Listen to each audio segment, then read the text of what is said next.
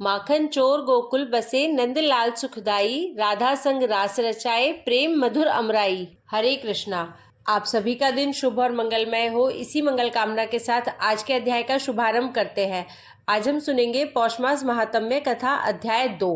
आज के अध्याय का आरंभ हम भगवान श्री कृष्ण की एक सच्ची कथा के साथ करते हैं। सूरदास जी का संपूर्ण जीवन भगवान श्री कृष्ण की भक्ति के लिए समर्पित था। वे नेत्रहीन अवश्य थे, लेकिन उनके मन के नेत्रों से कृष्ण का स्वरूप सदा प्रकट रहता था। सूरदास जी की वाणी से निकलने वाले भजन संसार को कृष्णमय कर देते थे। एक दिन सूरदास जी को भजन संध्या के लिए एक गांव में आमंत्रित किया गया। गांव के मंदिर में बड़ी संख्या में भक्तगण एकत्र हुए थे। सूरदास जी का एक तारा और उनका मधुर स्वर सबको मंत्रमुग्ध कर रहा था। सूरदास जी ने गाना शुरू किया और उनके भजनों में श्री कृष्ण के बाल रूप का ऐसा सजीव चित्रण था कि हर कोई भाव विभोर हो गया। समय का किसी को भान ही न रहा। सूरदास जी प्रभु में लीन होकर भजन गाते रहे। जब उनकी भक्ति चरम पर पहुंची तो उन्होंने यह अनुभव किया कि सारा वातावरण कृष्णमय हो उठा है। रात के 3 पहर बीत चुके थे। भक्तगण थक कर वहीं सो गए थे, लेकिन सूरदास जी अपनी भक्ति में तल्लीन थे। जब उन्होंने भजन समाप्त किया तो चारों ओर नीरव शांति थी। सूरदास जी को लगा कि अब सभी लोग सो चुके हैं। उन्होंने सोचा, अब मुझे अपने घर लौटना चाहिए। सूरदास जी ने अपने एक तारे को कंधे पर टांगा, लकड़ी को हाथ में लिया और धीरे धीरे मंदिर से बाहर निकले। बाहर घना अंधकार था। सूरदास जी ने प्रभु का नाम लेते हुए कदम बढ़ाना शुरू किया। उनकी वाणी से लगातार गोविंद गोविंद का उच्चारण हो रहा था। सूरदास जी ने अंधेरे में धीरे धीरे चलना शुरू किया। वह अपनी लकड़ी के सहारे चलते जा रहे थे, लेकिन उन्हें यह नहीं पता था कि वह रास्ता भटक चुके हैं। वह जिस पगडंडी पर चल रहे थे वहां आगे एक गहरा कुआं था। सूरदास जी को इसका कोई भान न था। उनका हर कदम उन्हें कुएं के करीब ले जा रहा था। प्रभु का नाम जपते हुए उन्होंने जैसे ही आगे कदम बढ़ाया, उनके पैर का अगला कदम कुएं के किनारे पहुंच गया। जैसे ही सूरदास जी का पैर कुएं के किनारे से फिसलने वाला था, तभी एक नन्हे बालक ने उनकी लकड़ी को पकड़ लिया और उन्हें पीछे की ओर खींच लिया। सूरदास जी ठिठक गए और बोले, कौन है? किसने मुझे रोका? बालक ने मधुर स्वर में उत्तर दिया, बाबा मैं हूँ। सूरदास जी को बालक की आवाज में ऐसी मिठास सुनाई दी जो साधारण मनुष्य में संभव न थी। उन्होंने पूछा, बेटा तू इतनी रात को यहाँ क्या कर रहा है? बालक ने हंसते हुए कहा, बाबा मैं आपके भजन सुनने आया था। आपके भजन इतने मीठे हैं कि मैं उन्हें सुनकर सो ही नहीं पाया। सूरदास जी को आश्चर्य हुआ। उन्होंने सोचा, इतनी रात कोई बालक अकेला कैसे जाग सकता है? यह बालक कौन है? सूरदास जी ने बालक से कहा, बेटा तू कौन है? अपना नाम बता। बालक ने हंसते हुए कहा, बाबा मैं वही हूँ जिसे आप सदा पुकारते रहते हैं। मैं वही हूँ जिसके भजन आप गाते हैं। मैं आपका गोविंद हूँ। यह सुनते ही सूरदास जी के शरीर में रोमांच भर आया। उनका हृदय प्रेम से भर उठा। उन्होंने धीरे धीरे लकड़ी पर से अपना हाथ सरकाया ताकि वह बालक का हाथ पकड़ सके, लेकिन जैसे ही उनका हाथ लकड़ी के किनारे पर पहुंचा, बालक अदृश्य हो गया। सूरदास जी स्तब्ध हो गए। उनकी आंखों से आंसू बहने लगे। वह वहीं जमीन पर बैठ गए और रोते हुए बोले, हे नाथ मैं अंधा हूँ। आप जानते हैं आप मुझे छोड़कर क्यों भाग गए? मैं आपका दर्शन तो कर नहीं सकता, लेकिन आपके स्पर्श ने मुझे जीवन का सबसे बड़ा सुख दे दिया। हे गोविंद अब मुझसे दूर मत जाइए। तभी आकाश से श्री कृष्ण की मधुर वाणी गूंजी, सूरदास मैं तुम्हारे भजन और प्रेम से सदा बंधा हुआ हूँ। मैं कहीं नहीं गया। मैं सदा तुम्हारे हृदय में हूँ। तुम्हारी भक्ति ने मुझे सगुण रूप में प्रकट होने पर विवश कर दिया। मैं सदा तुम्हारे साथ रहूंगा। सूरदास जी ने प्रभु के वचनों को सुनकर अपना एक तारा उठाया और गाने लगे, हरि तुम हरो जन की पीर, दृष्टि न देओ तो भी चले, प्रेम सदा हो नीर।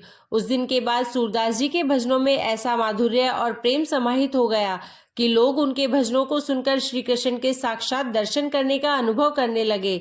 तो देखिए, सूरदास जी जैसे भक्तों के लिए भगवान स्वयं सगुण रूप धारण कर उन्हें दर्शन देते हैं।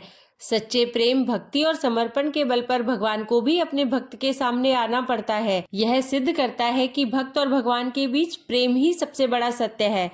आइए अब सुनते हैं आज की पुण्य फल देने वाली महात्म्य की कथा।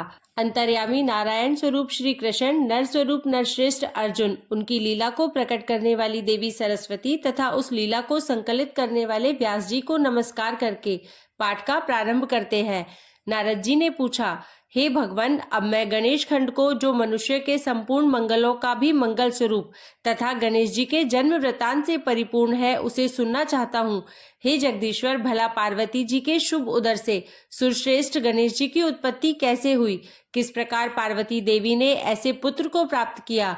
गणेश जी किस देवता के अंश से उत्पन्न हुए थे? उन्हें जन्म क्यों लेना पड़ा? वे अयोनिज थे अथवा किसी योनि से उत्पन्न हुए थे? उनका ब्रह्म तेज कैसा था? उनमें कितना पराक्रम था? हे प्रभु, उनकी तपस्या कैसी थी? वे कितने ज्ञानी थे तथा उनका यश कितना निर्मल था? जगदीश्वर नारायण, शंभु और ब्रह्मा जी के रहते हुए संपूर्ण विश्व में उनकी अग्र पूजा क्यों होती है? वे हाथी के मुख वाले, एक दंत तथा विशाल तौंद वाले कैसे हो गए? हे महाभाग, पुराणों में उनके रहस्यमय जन्म वृतांत का वर्णन किया गया है। आप उस परम मनोहर तथा अत्यंत विस्तृत चरित्र का पूर्ण रूप से वर्णन कीजिए, क्योंकि उसे सुनने के लिए मुझे परम कौतूहल हो रहा है। फिर श्री नारायण ने कहा, हे नारद, मैं उस परम अद्भुत रहस्य का वर्णन करता हूँ, ध्यान से सुनो।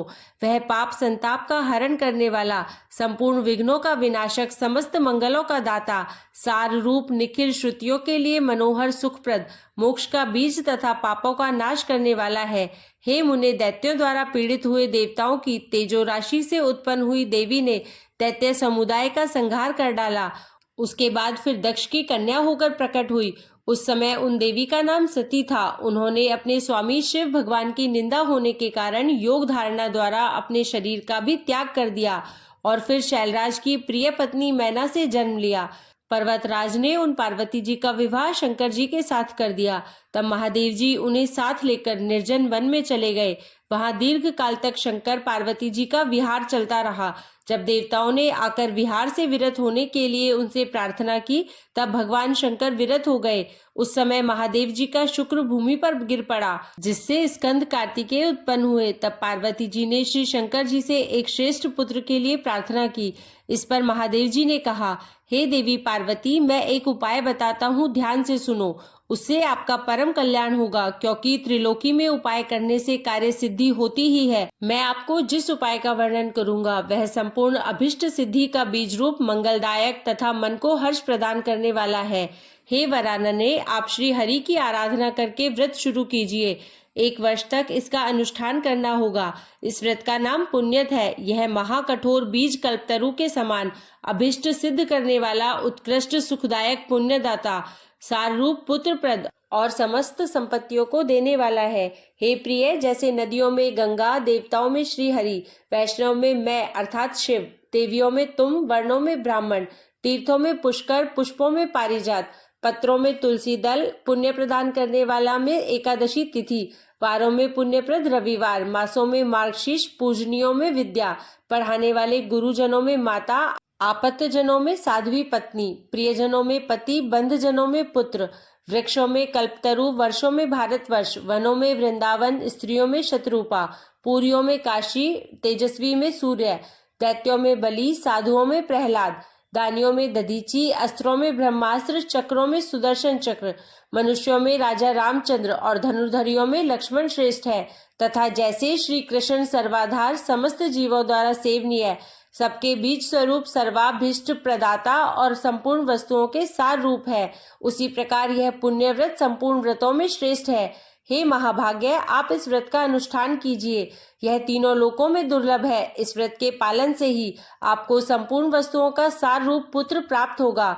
इस व्रत के द्वारा संपूर्ण प्राणियों के मनोरथ सिद्ध करने वाले श्री कृष्ण की आराधना की जाती है, जिनके सेवन से मनुष्य अपने करोड़ों पितरों के साथ मुक्त हो जाता है।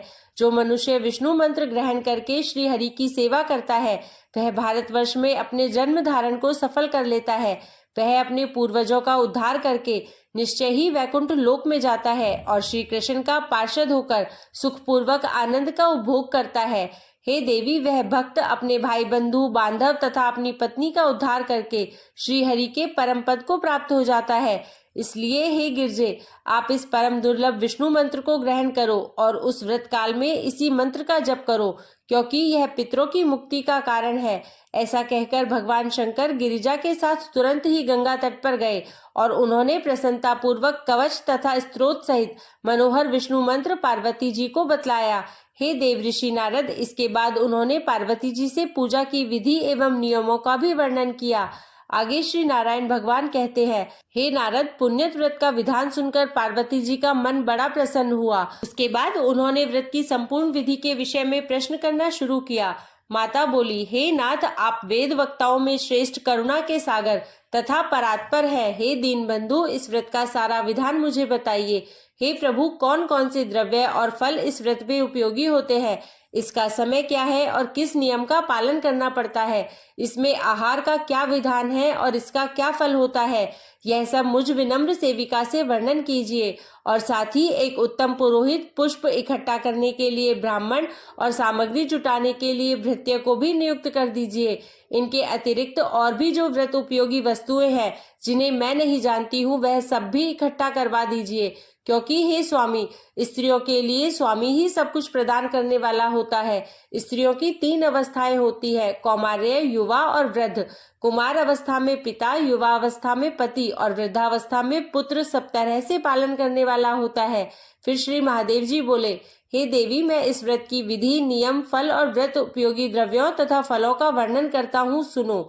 इस व्रत के हेतु में फल पुष्प लाने के लिए 100 शुद्ध ब्राह्मणों को, सामग्री जुटाने के निमित्त 100 भृत्यों को, बहुसंख्यक दासियों को तथा पुरोहित के स्थान पर सनत कुमार को, जो संपूर्ण व्रतों की विधि के ज्ञाता, वेद वेदांत के पारंगत विद्वान, हरिभक्तों में सर्वश्रेष्ठ, सर्वज्ञ, उत्तम ज्ञानी और मेरे ही समान है, उन्हें नियुक्त करता हूँ। तुम इन्हें ग्रहण करो। हे देवी पार्वती, शुद्ध समय आने पर नियम पूर्वक व्रत का अनुष्ठान करना चाहिए। हे प्रिय, माघ मास के शुक्ल त्रयोदशी के दिन इस व्रत का आरंभ शुभ होता है। उत्तम व्रती को चाहिए कि वह व्रत आरंभ के पूर्व के दिन उपवास करे और शरीर को अत्यंत निर्मल करके यत्न पूर्वक वस्त्र को धोकर स्वच्छ कर ले। फिर अरुणोदय वेला में शैया से उठ जाए और मुख को शुद्ध करके निर्मल जल में स्नान करे। उसके बाद हरि स्मरण पूर्वक आचमन करके पवित्र हो जाए। फिर भक्ति सहित श्री हरि को अर्घ्य देकर शीघ्र ही घर लौट आए। वहां धुली हुई धोती और चादर धारण करके पवित्र आसन पर बैठे। फिर आचमन और तिलक करके अपना नित्य कर्म समाप्त करे। तत्पश्चात पहले प्रयत्न पूर्वक पुरोहित का वरण करके स्वस्ति वाचन पूर्वक कलश स्थापन करे। फिर वेद विहित संकल्प करके इस व्रत का अनुष्ठान शुरू कर दे। फिर सुहाग और श्रृंगार आदि की सामग्री सहित समर्पित करने की बात कहकर शंकर भगवान फिर से बोले, हे देवी, पुत्र प्राप्ति के लिए कुष्मांड, नारियल तथा श्रीफल, इन फलों को श्री हरि को अर्पण करना चाहिए। हे दुर्गे, श्री कृष्ण की प्रसन्नता प्राप्ति के हेतु अनेक प्रकार के स्वादिष्ट एवं मधुर नैवेद्यों का भोग लगाना चाहिए। इस व्रत में श्री कृष्ण को प्रसन्न करने के लिए भक्ति सहित तुलसी दल से संयुक्त अनेक प्रकार के पुष्प निवेदन करना चाहिए। व्रती को चाहिए कि वह व्रत काल में जन्म जन्मांतर के अपने धन धान्य की समृद्धि के लिए प्रतिदिन 1,000 ब्राह्मणों को भोजन कराए। हे देवी, प्रतिदिन पूजन काल में पुष्पों से भरी हुई 1,000 अंजलियां समर्पित करे तथा भक्ति की वृद्धि के लिए 1,000 बार प्रणाम करना चाहिए। हे सुव्रते, व्रत काल में 6 मास तक हविष्यान, 5 मास तक फलाहार और 1 पक्ष तक हवि का भोजन करे तथा 1 पक्ष तक केवल जल पीकर रहना चाहिए। अग्निदेव के लिए 100 अखंड रत्न दीपों का दान करना चाहिए। रात्रि में कुशासन बिछाकर नित्य जागरण करना उत्तम है। हे देवी, इस प्रकार व्रत के भली भांति पूर्ण होने पर उसके बाद व्रत का उद्यापन करना चाहिए। उस समय 308 डलिया जो वस्त्रों से ढकी हुई हो तथा भोजन के पदार्थ यज्ञोपवीत और मनोहर उपहारों से सजी हुई हो, वह दान करनी चाहिए। 1308 ब्राह्मणों को भोजन तथा 1308 तिल की आहुतियां देने का विधान है। फिर व्रत समाप्त हो जाने पर विधि पूर्वक 1360 स्वर्ण मुद्राओं की दक्षिणा देनी चाहिए। इसके अतिरिक्त व्रत समाप्ति के दिन दूसरी दक्षिणा भी बतलाऊंगा। हे देवी, इस व्रत का फल यही है कि श्री हरि में भक्ति दृढ़ हो जाती है। श्री हरि के सदृश तीनों भवनों में विख्यात पुत्र उत्पन्न होता है और सौंदर्य, पति, सौभाग्य, ऐश्वर्य और अतुल धन की प्राप्ति होती है।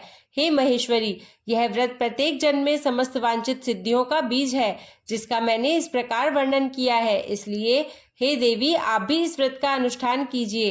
हे साध्वी, आपको पुत्र जरूर उत्पन्न होगा। ऐसा कहकर भगवान शिव मौन हो गए। आज का अध्याय यहीं समाप्त होता है। इससे आगे का वर्णन आप सभी भक्तजन अगले अध्याय में जरूर सुनिएगा। अगर आज का अध्याय पसंद आया हो तो कमेंट बॉक्स में जय श्री कृष्णा या ओम नमो भगवते वासुदेवाय नमः अवश्य लिखिए।